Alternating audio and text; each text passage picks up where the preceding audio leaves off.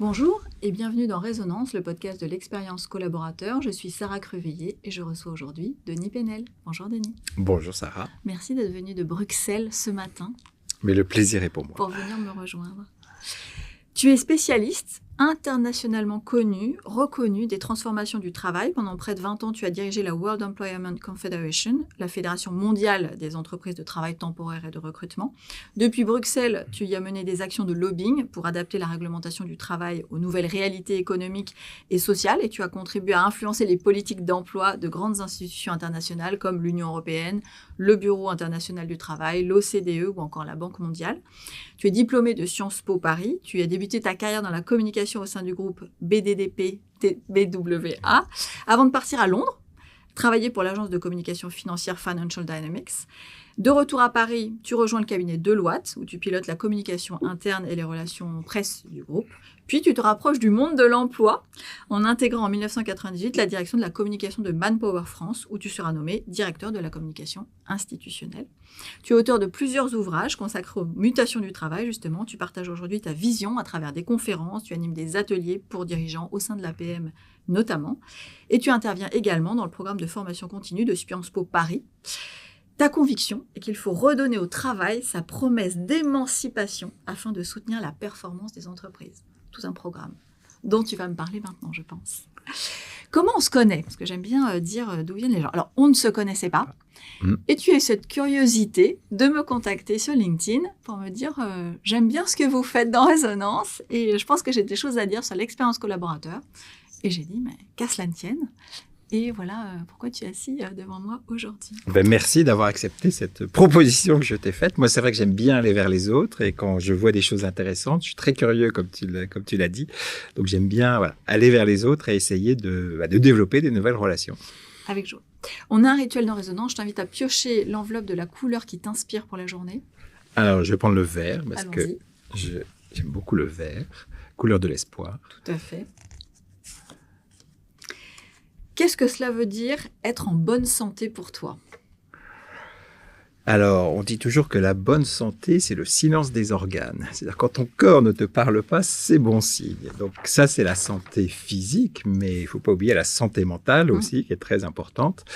Et puis la santé émotionnelle, c'est aussi un thème qui m'est cher, c'est de l'alignement tête-cœur-corps, comme on dit. Et s'il y a une des trois batteries qui ne fonctionne pas bien, ça impacte les autres. Il y a une sorte de vase communicant. Donc voilà, c'est prendre à la fois soin de son corps, de sa tête et de son cœur aussi, donc de gérer ses émotions. Et tu arrives à faire tout ça? J'essaye, non, c'est pas facile tous les jours, mais je m'efforce. Voilà, c'est un exercice à faire et c'est justement un des sujets qu'on a abordé dans mon dernier livre sur l'énergie. C'est effectivement d'arriver à aligner et à faire en sorte que ces trois batteries soient toujours chargées au maximum. On pourra en reparler si tu veux. Mais à volontiers. Ouais. Tu dis, le cœur de mon travail, c'est le travail. Donc, j'ai beaucoup aimé cette phrase. Tu m'as partagé que le travail t'a permis de trouver ta place, de te transformer, de dépasser ta timidité. Comment le travail, finalement, a façonné l'homme que tu es devenu et en quoi, aujourd'hui, le travail peut être un levier d'émancipation personnelle pour aussi les jeunes qui arrivent? Ouais. Mais c'est vrai que j'ai fait, une autre façon de le dire, c'est que j'ai fait du travail mon métier. Et en fait, c'est marrant parce que je me suis posé la question récemment, pourquoi finalement le travail occupe une place si importante dans ma vie? Et effectivement, tu l'as dit, je me suis rendu compte finalement que mon expérience professionnelle, c'était une sorte de voyage initiatique. C'est vrai qu'enfant, j'étais très timide, j'avais les cheveux roux, ça se voit plus maintenant, mais voilà, donc j'étais très complexé, j'étais le dernier d'une fratrie de 3, et petit, j'ai eu du mal à trouver ma place, effectivement. Et en fait, j'ai réalisé qu'à travers mon expérience professionnelle, ça m'a poussé à grandir, ça m'a fait sortir de mes zones de confort. Je peux dire qu'à l'école, dès que je me faisais interroger, j'étais tout rouge et je tremblais de partout, tu vois. Maintenant, aujourd'hui, je peux parler devant 2000 personnes pour une conférence et vraiment, je suis à ma place. Donc, vraiment, le travail m'a permis de trouver ma place, de me faire grandir, d'identifier mes zones de confort, et ça c'est très important, parce qu'on dit toujours il faut sortir de sa zone de confort, oui, mais à partir du moment où on a identifié effectivement quels sont ses points forts, et puis voilà, de me développer. Et c'est vrai que j'aime bien comparer l'expérience professionnelle à un voyage. Et d'ailleurs, c'est amusant parce que j'ai recherché il n'y a pas longtemps l'étymologie du mot travail. Alors en France, on te dit Très simple, il y a une étymologie, c'est le mot latin tripalium. Tripalium qui a été un instrument de torture chez les Romains. Et j'ai un peu fait des recherches et en fait, visiblement, cette étymologie est complètement farfelue. Il y a un autre mot, par contre, d'où viendrait le mot travail, qui est le mot latin aussi, trabulare. Et trabulare, ça veut dire déplacement, mouvement, voyage. S'il y a des Lyonnais qui nous écoutent, à Lyon, il y a dans la vieille ville ce qu'on appelle les traboules, donc qui vient du mot trabulare, c'est ces petits chemins qui descendent dans la vieille ville. Donc voilà, moi je trouve que le travail, c'est vraiment cette idée de voyage initiatique, de transformation de soi, tout en travaillant. Et d'ailleurs, c'est aussi amusant, c'est que dans la langue anglaise, il y a un mot quand même qui ressemble étrangement au mot travail, en tout cas phonétiquement, c'est travel. Travail, travel. Et travel, en anglais, comme tu le sais, ça veut dire voyage. Donc voilà, je trouve que dans nos vies, le travail est vraiment un moyen de trouver sa place, de grandir, de se développer, de créer du lien social. Tu vois, si on est là aujourd'hui ensemble, bah, c'est le travail quelque part qui nous a réunis.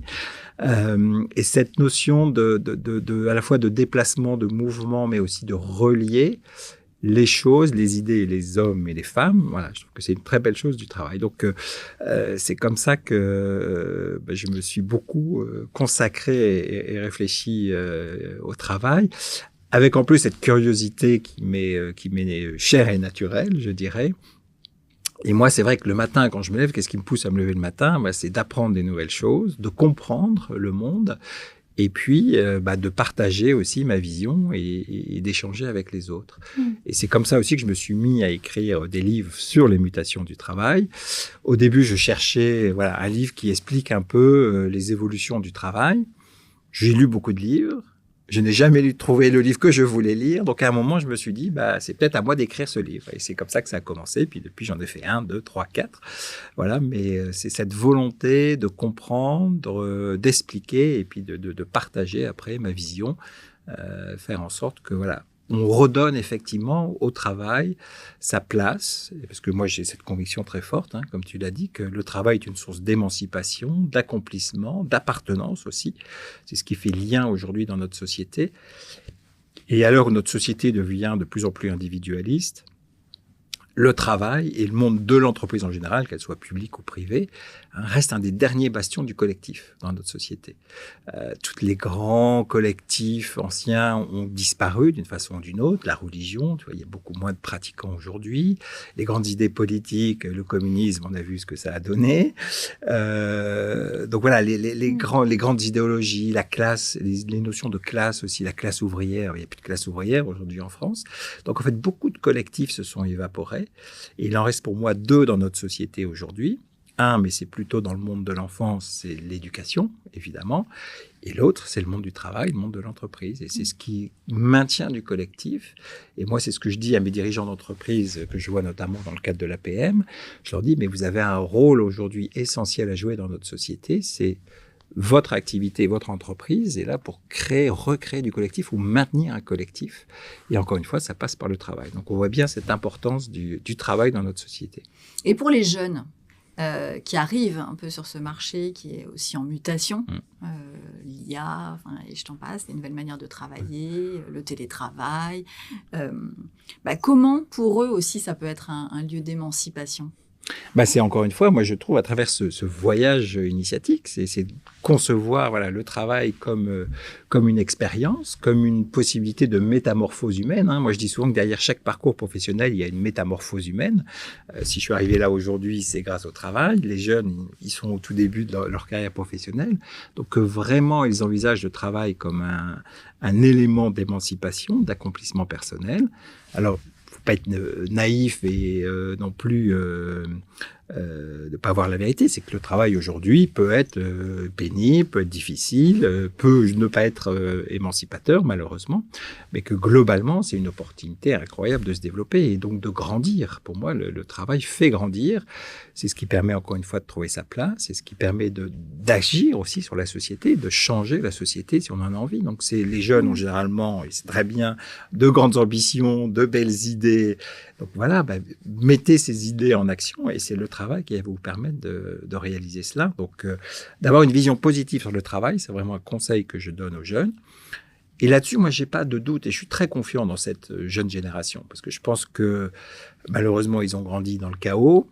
Ils ont vu leurs parents aussi avoir une relation au travail qui n'était pas toujours très saine, hein, pour venir au thème de la santé aussi. Hein, ils ont vu leurs parents s'épuiser, hein, perdre leur vie à la gagner, comme on dit.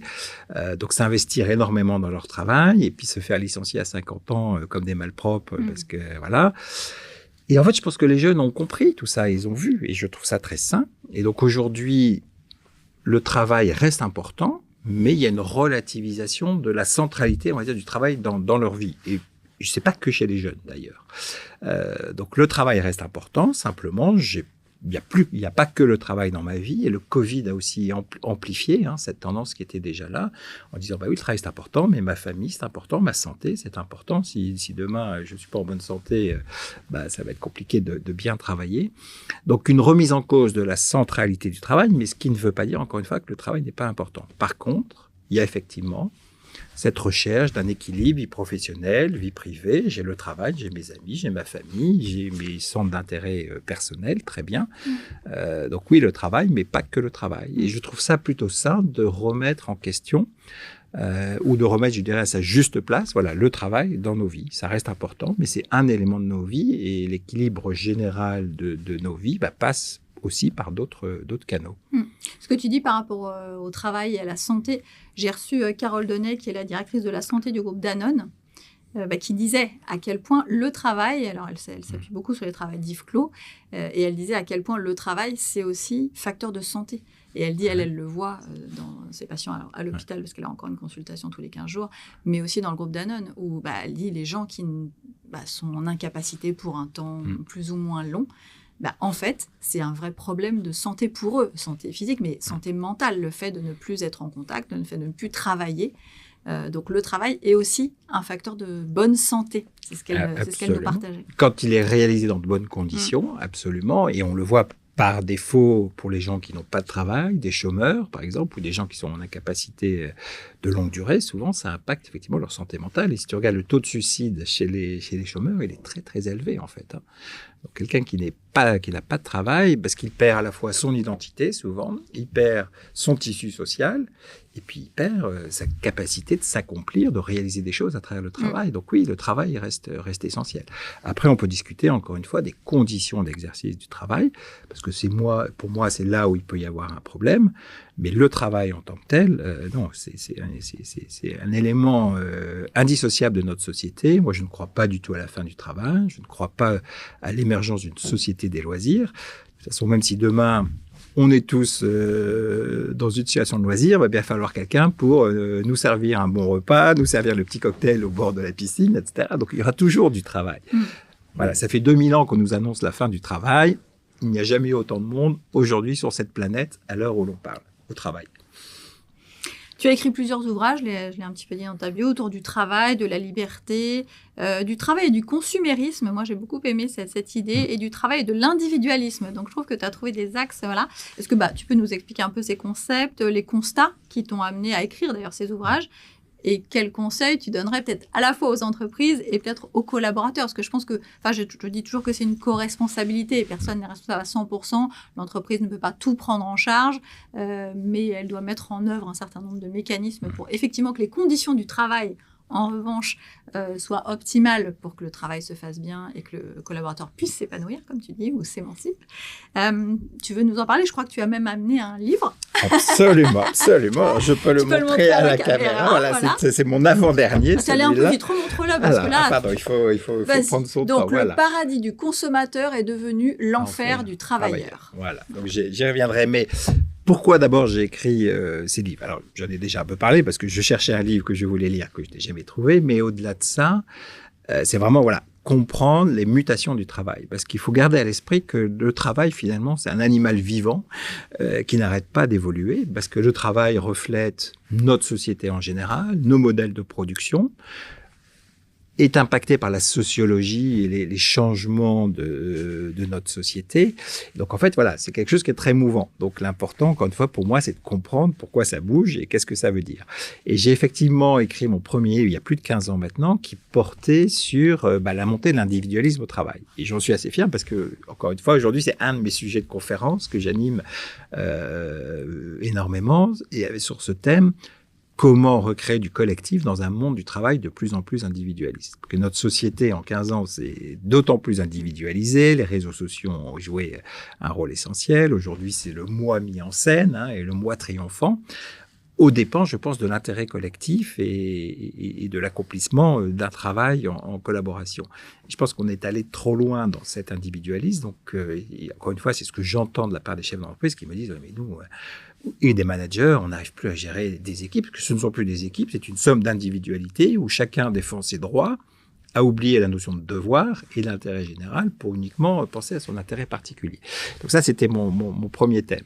Le deuxième thème, ça a été, et ça c'était il y a une dizaine d'années aussi, déjà sur ce sentiment que j'avais perçu de monter, d'être soif de liberté, de retrouver de l'autonomie dans son travail. Et c'est vraiment une injonction paradoxale aujourd'hui que certains collaborateurs vivent. C'est on leur dit, mais il faut que tu sois flexible, il faut que tu t'adaptes. Et en fait, le cadre de travail n'a jamais été aussi rigide. Parce qu'il y a des normes, il y a des process qu'il faut respecter, il y a des outils qu'il faut utiliser. Et donc là, il y a une sorte de mal-être qui s'est créée entre, d'un côté, cette injonction, sois souple, il faut que tu t'adaptes, tu comprends, etc. Et puis, oui, mais moi, je veux bien, mais si je veux appeler un client pour négocier un contrat, il faut d'abord que je remplisse sa fiche dans le CRM, ça me prend 2 heures. Je suis épuisé au bout de 2 heures, donc j'ai plus envie d'appeler mon client et voilà, et je fais pas bien mon travail. Donc voilà, c'est cette volonté des individus aujourd'hui de retrouver le contrôle à la fois du cadre de leur travail, mais encore plus important, du contenu de leur travail.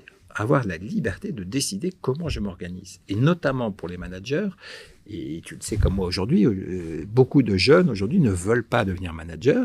Et c'est pas qu'ils veulent pas manager, c'est qu'ils ne veulent pas manager dans les conditions dans lesquelles on leur demande de manager, où en fait ils se rendent compte qu'ils n'ont aucun impact sur les décisions qu'ils peuvent prendre. Toutes les directions viennent d'en haut. Et puis, il y a des injonctions paradoxales aussi pour eux, tu vois. Donc, ils disent, non, moi, je vais bien être manager, mais pas dans ces conditions. Et donc voilà, et cette volonté de regagner du contrôle dans l'exercice de son métier, ça c'est vraiment essentiel. Donc ça c'était mon deuxième livre. Troisième livre, on en a parlé sur cette montée aussi du consumérisme au travail. Aujourd'hui, beaucoup d'individus veulent consommer le travail comme ils consomment des biens et des services. Qu'est-ce que ça veut dire? Ça veut dire quoi? Ça veut dire qu'ils veulent du choix. Comme quand tu vas au supermarché, que tu vas acheter des yaourts, t'aimes bien avoir une grande gamme de yaourts, pareil, moi je veux du choix au travail. Moi je veux décider quand et où je travaille. On me le dit pas, c'est moi qui décide. Et puis si ça se passe mal, comme un consommateur, je peux lancer une campagne de boycott ou de critique. Tu sais, comme il y a le TripAdvisor du monde des voyages, tu as le TripAdvisor du monde de l'entreprise. Tu as notamment Glassdoor qui est le plus connu, où les collaborateurs peuvent noter leur entreprise comme ils notent un hôtel quand ils ont passé un week-end à Lisbonne ou je ne sais trop où. Et donc en fait voilà, le consommateur aussi salarié veut du choix et veut pouvoir être entendu et noter son propre employeur. Donc, c'est quand même un renversement de tendance, mais c'est aussi une évolution à long terme. Alors, moi, je ne porte pas de jugement. Je ne dis pas que c'est bien, c'est pas bien, mais il faut en prendre compte. Et un DRH, un dirigeant d'entreprise doit en prendre compte parce que ça change la nature de la relation. On est vraiment maintenant plus du tout dans une relation émotionnelle. Non, c'est devenu transactionnel. C'est je prends ci, je te donne ça, mais voilà, c'est du donnant-donnant aujourd'hui. Donc, ça a aussi beaucoup changé l'expérience collaborateur. Où effectivement, l'entreprise s'est dit aujourd'hui, je dois gérer mes salariés comme des clients. D'ailleurs, c'est amusant parce que le terme d'expérience collaborateur vient de l'expérience client. Où quand tu rentres dans un magasin, on fait attention à l'odeur, à l'ambiance, à la disposition des éléments pour que tu aies une bonne expérience et que tu achètes d'autant plus. L'expérience collaborateur, c'est un peu ça aussi, c'est faire en sorte, et ça c'est sain, que le collaborateur se sente bien dans l'entreprise. C'est aussi derrière une façon de le motiver, de l'engager, etc. Et très bien. Mais voilà, donc il y a un parallèle qui est fait aujourd'hui, finalement, entre le monde de la consommation et le monde de l'entreprise. Et d'ailleurs, on parle aussi de marque employeur, comme on parle, comme les grandes entreprises qui produisent des yaourts, par exemple, voilà, font attention à leur marque. Donc ça, c'était mon 3e livre. Et le dernier, j'y arrive. Et là, c'est un livre un peu différent parce que les 3 premiers sont plus des essais. Et le dernier, j'ai voulu faire un guide un peu plus pratique. Et donc, je l'ai coécrit avec une coach, Gilone de Maigret. Et on s'est rendu compte qu'aujourd'hui, il y avait un vrai sujet dans le monde de l'entreprise, c'est l'épuisement professionnel. Ça ne te surprendra pas. On sait qu'il y a à peu près 1/3 des salariés français qui se déclarent dans une situation proche d'un burn-out ou d'un épuisement professionnel. Donc, le travail est devenu très énergivore. Parce que intensification, parce que accélération des rythmes, parce que fragmentation des cadres de travail. C'est difficile aujourd'hui de se dire, tiens, j'ai 2 heures devant moi, je vais pas être dérangé, je vais pouvoir rédiger cette note. Voilà, et on est dérangé tout le temps. Donc effectivement, un travail qui est devenu plus énergivore et ça crée des problèmes de santé mentale, notamment au travail. Donc on a voulu apporter 50 conseils très pratiques avec des exemples concrets, avec des cas vécus, avec des petits exercices à faire pour essayer de retrouver un cycle d'énergie positif. Il y avait déjà eu beaucoup de livres sur l'énergie au titre de développement personnel. Il y a notamment, je vais faire sa publicité, j'ai aucun intérêt à Natacha Calestrémé qui a publié beaucoup de livres, mais quand on en a parlé aux éditions Erol, on dit mais ça c'est un vrai sujet parce qu'autant effectivement on en parle en développement personnel, mais on n'en parle jamais dans le monde du travail. Donc c'est pour ça que Erol était très très motivé pour publier ce livre, qui a rencontré son public, parce qu'effectivement, on le voit bien, qu'il y a un vrai sujet d'épuisement. Bon, on n'en avait pas parlé, mais est-ce que tu as 1 ou 2 exemples sur les 50 que tu pourrais partager avec nos auditeurs? Mais bien sûr. Alors, déjà, sur le contenu, comment on a structuré le livre? Alors déjà, on a regardé en termes d'énergie nos 3 batteries, j'en ai parlé, donc la batterie mentale, la batterie émotionnelle et la batterie physique. Et puis, on a regardé le cycle de l'énergie. D'où, comment on source son énergie. Après, comment on la gère, plus ou moins bien. Alors, il y a des gens, c'est l'inverse, ils ont trop d'énergie. Donc aussi, on donne des conseils sur apprendre à moduler ses pics et ses creux d'énergie. Après, comment on la diffuse autour de soi, parce qu'on se rend compte que l'énergie, c'est très communicatif. Et si, notamment, par exemple, pour un manager ou un dirigeant d'entreprise, c'est très important qu'il arrive à diffuser cette énergie. C'est ce qui va aussi motiver ses équipes. Donc voilà. Et puis, on a regardé aussi bien l'organisation du travail, l'alimentation, le sommeil, parce que tout ça concourt à l'énergie au travail. Alors moi, il y a deux conseils que j'aime bien, qui sont les miens. Donc j'ai coécrit le livre, donc on a aussi partagé évidemment nos conseils. Il y a un conseil que j'aime bien, c'est de travailler ses zones de confort. Et on en avait un peu parlé. C'est vrai qu'aujourd'hui, quand tu as ton évaluation, ton manager, on te dit toujours c'est très bien ce que tu fais, Denis, mais il faut que tu sortes un peu de ta zone de confort. Moi, je dis oui et non. Le talent, finalement, c'est quoi? C'est ce qu'on aime faire, ce qu'on fait avec facilité, et ce qui porte des résultats très souvent. Et moi, je dis, c'est ça un collaborateur, c'est ça la gestion des ressources humaines, c'est d'identifier la pépite chez le collaborateur, et se dire, lui, il est vraiment bon pour ça, donc je vais vraiment m'axer là-dessus et l'aider vraiment à optimiser ses talents et ses compétences et ses pépites qu'il a en lui. Une fois qu'il a fait ça, c'est vrai que dans son processus de développement, on se dit, maintenant, je vais essayer peut-être de l'entraîner un peu ailleurs, mais concentrons-nous d'abord sur les zones de confort, parce que c'est là où il y a l'expertise et où souvent les personnes prennent plaisir à travailler, parce que c'est facile, parce que c'est agréable, parce qu'ils aiment faire ce qu'ils font, parce qu'ils sont doués pour ça. Voilà. Ça ne veut pas dire qu'il ne faut pas travailler le reste, mais axons-nous déjà sur ces zones de confort, ces points forts. Ça va créer du bien-être au travail, ça va développer de l'énergie. Okay. Donc ça, c'est un premier conseil. Et alors, un second, un grand classique dans le monde du travail, dans l'accélération que l'on connaît. On a tout un chapitre sur la gestion des priorités et différencier ce qui est urgent et ce qui est important. Donc, il y a la célèbre matrice d'Eisenhower, mais qui pour moi reste un outil vraiment très performant. C'est combien de fois quelqu'un est entré dans notre bureau en disant « Denis, Sarah, c'est hyper urgent, il faut absolument que tu travailles là-dessus. » Oui, c'est urgent, mais est-ce que c'est important ? Alors là, quand tu reposes cette question à la personne qui vient te voir, elle dit, pour elle, évidemment, c'est parce que c'est urgent, c'est important. Donc, poser cette question, faire un petit pas de côté en disant, OK, je comprends, ta demande, elle est urgente, mais est-ce qu'elle est importante par rapport, moi, à mes priorités ? est-ce que c'est parce que c'est urgent que je dois décaler ma priorité ou finalement non? Donc, si c'est urgent, on peut dire, ok, c'est urgent, mais peut-être c'est pas à moi de faire ce travail, parce que j'ai d'autres choses plus importantes à faire en termes de priorité. Et puis, ça amène aussi, alors je glisse un troisième conseil, c'est savoir dire non. Tu vois? Parce que savoir dire non, c'est se dire oui à soi-même. Et ça, c'est aussi essentiel. Et alors, pour un manager, c'est très, très important, voilà, de savoir dire non. Alors, il faut circonstancier le non, expliquer pourquoi.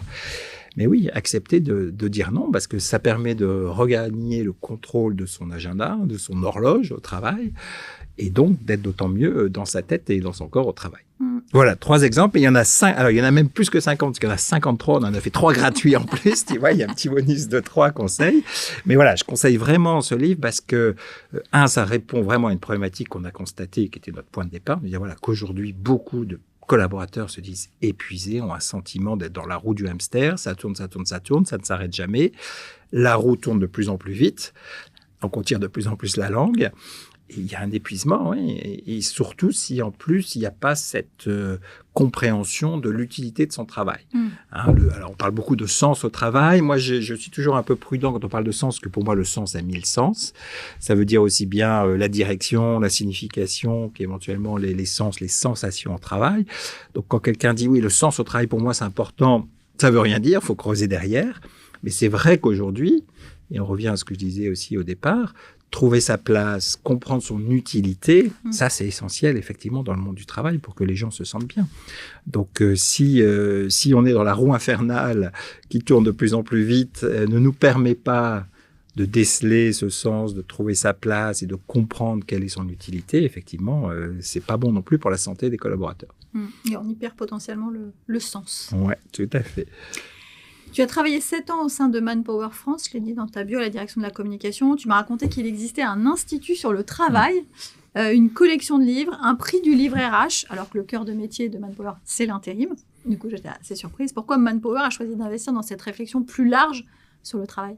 Alors, c'était il y a quelques années, avant que j'occupe ce poste à la World Employment Confession que j'ai occupé pendant 20 ans, jusqu'à fin 2024. Mais à l'époque, c'était très clair, c'est que déjà Manpower avait conscience que ce monde du travail évoluait de façon très rapide et que ses clients, quelque part, mais aussi les décideurs politiques, n'étaient pas forcément conscients de ces évolutions. Et donc, l'idée de cet institut Manpower, qui regroupait les activités que tu as mentionnées, il y avait une publication de livres, il y avait des conférences, il y avait chaque année la remise d'un prix du livre des ressources humaines. C'était vraiment déjà, et c'est ça aussi, moi, qui a commencé à me faire prendre conscience, c'était déjà d'éduquer quelque part, au sens noble, à la fois des entreprises, mais aussi le monde politique et le monde syndical, voilà, des mutations du travail, de faire comprendre que le travail changeait, qu'il fallait s'adapter, comprendre ces mutations, éventuellement pour le législateur, adapter la réglementation du travail, pour les entreprises, adapter leurs pratiques RH et leur mode de management. Et pour les syndicats, peut-être revoir un peu leur position, parfois un peu dogmatique, en disant non, aujourd'hui, il n'y a que le CDI qui est un vrai contrat. Tous les autres contrats sont des contrats précaires qu'il faut absolument essayer de réduire au maximum. Donc voilà pourquoi Manpower avait lancé cet institut, à laquelle j'ai eu la chance de participer et de contribuer. C'était vraiment partager une compréhension de la nouvelle réalité du travail pour qu'à la fois le monde de l'entreprise, le monde politique et le monde syndical s'ajustent et s'adaptent à ces transformations du travail. Super intéressant. Qu'est-ce que l'intérim change ? Toi qui as côtoyé l'intérim de très très près, qu'est-ce que ça change pour toi l'intérim dans la vie des gens ? Et comment l'image peut-être aussi de l'intérim a évolué depuis ce temps heureusement lointain où tu m'as dit on parlait d'esclavagisme. Voilà, moi il y a 25 ans ou 30 ans, je me suis fait 1 ou 2 fois traiter d'esclavagiste, surtout dans des pays où l'intérim n'était pas encore développé, réglementé, accepté. Mais aujourd'hui, l'intérim a toute sa place dans le monde du travail, comme les autres formes d'emploi. Je pense que la vision monolithique qu'on avait du travail et de la relation d'emploi en disant c'est un CDI à temps complet, du lundi au vendredi, de 9h à 17h, cette période-là, elle est finie. Parce que notre monde est devenu plus complexe, plus rapide, il s'est diversifié. On n'a jamais eu une population active aussi diversifiée, ce qui est une très bonne chose. Les femmes aujourd'hui représentent 50% de la population active. Ce n'était pas le cas, on l'oublie, mais il y a 20 ou 30 ans. Il y a toutes les personnes d'origine étrangère. Tu as maintenant les personnes handicapées qu'on essaie d'insérer au maximum dans le monde du travail. Donc tout ça sont des très bonnes choses. Mais ça veut dire que notre population active, elle n'a jamais été aussi diverse. Et autant avant, tu avais une population qui était quand même très monolithique, c'était essentiellement des hommes blancs, sans tomber dans le patriarcat, mais c'était une réalité. Beaucoup d'ouvriers, tu avais beaucoup plus de col bleu. Donc tu avais une population qui était très homogène. Et donc, effectivement, tu avais un contrat de travail qui répondait à l'ensemble des besoins. Mais encore une fois, avec là aussi la mondialisation, la gestion des chaînes d'approvisionnement, etc., tout ça a dû se flexibiliser. Donc effectivement, de nouvelles formes de travail sont apparues, plus flexibles, comme le CDD, comme l'intérim, comme de l'alternance aussi. Et donc cette diversité, aujourd'hui, elle est nécessaire. Cette diversité des formes d'emploi est nécessaire pour répondre à la diversité à la fois des attentes des individus et des entreprises. Les entreprises ont besoin de flexibilité pour s'adapter à la conjoncture, mais l'individu aussi, aujourd'hui, a soif, c'est ce que je disais, de plus de liberté, de plus de flexibilité. Oui, je veux bien travailler, mais je n'ai pas forcément envie de travailler à plein temps. Oui, je veux bien travailler, mais je préférais travailler, je sais pas, de 6 heures du matin à 13 heures, comme ça j'ai mon après-midi pour faire autre chose, etc. Donc les attentes se sont diversifiées, donc forcément la réglementation du travail et la nature des contrats de travail s'est aussi diversifiée. Donc encore une fois, c'est une bonne chose. Et l'intérim répond à cette demande, mais avec une caractéristique très spécifique, c'est que l'intérim, c'est une relation d'emploi triangulaire. Tu as 3 acteurs en jeu. Tu as l'entreprise qui a besoin d'un intérimaire, tu as l'intérimaire, la personne, et puis tu as l'entreprise d'intérim qui fait le match entre les deux. Mais donc c'est une relation à 3. Ce qui est jamais simple quand tu as une relation à 3, mais c'est ce qui fait la force, c'est que cette spécificité de cette relation triangulaire a permis de construire de la stabilité sur un contrat de travail flexible. Et une protection, j'y viens, et une protection qui suit l'intérimaire. C'est-à-dire que tu travailles une semaine chez Manpower, la semaine suivante chez Adecco, la semaine d'après, chez Synergie, parce qu'il y a eu un statut d'intérimaire qui s'est créé à travers de la négociation collective, donc en négociation avec les syndicats. Tu as par exemple une mutuelle qui te suit. Donc c'est pas parce que tu as terminé ta semaine chez Manpower que d'un coup tu te retrouves à zéro, que tes points ne se cumulent pas, entre guillemets, en termes d'accès à une retraite complémentaire, en termes d'accès à un fonds social paritaire qui est géré à la fois par les employeurs et les syndicats, mais qui couvre l'ensemble des intérimaires, quelle que soit l'entreprise de travail temporaire pour laquelle tu travailles. Donc on a vraiment réussi à réconcilier un besoin de flexibilité d'un côté, et encore une fois, besoin de flexibilité qui vient aussi bien des entreprises que de l'individu, avec une nécessité de protection et de sécurité de l'intérimaire. Et c'est vraiment, et la France là-dessus est vraiment, je dirais, en avance par rapport à d'autres pays européens. Ça existe dans d'autres pays européens, mais pas de façon aussi aboutie qu'en France. Et donc la France a vraiment un statut de l'intérimaire qui est unique et qui est sans doute le plus protecteur pour l'individu exerçant un travail de façon temporaire. Bah, tu l'as vu de près, puisque pendant 19 ans, à peu près, 19-20 ans, tu as dirigé la World Employment Confederation dont j'ai parlé, tu as travaillé avec la Commission européenne, le Parlement, et tu as influencé certains textes de lois pour le marché justement de travail de l'intérim. Comment tu as vu ces lois? Comment elles se fabriquent? Comment parfois elles se déconnectent peut-être du terrain, peut-être trop éloignées, je ne sais pas. Qu'est-ce que ces situations disent justement du décalage entre le travail réel et le droit du travail? Et peut-être d'où vient cette difficulté de s'adapter aux nouveaux usages, aux nouvelles réalités des gens? Alors, déjà, effectivement, c'est indispensable d'ajuster, d'adapter la réglementation du travail, encore une fois, aux mutations. On ne peut plus réglementer le travail aujourd'hui comme on le réglementait il y a 20 ou 30 ans, parce que la conjoncture, la situation a évolué. Donc, ça veut dire qu'il faut régulièrement entretenir un dialogue avec les décideurs politiques pour, leur faire comprendre de ces évolutions et d'essayer de travailler avec eux pour qu'effectivement la réglementation évolue.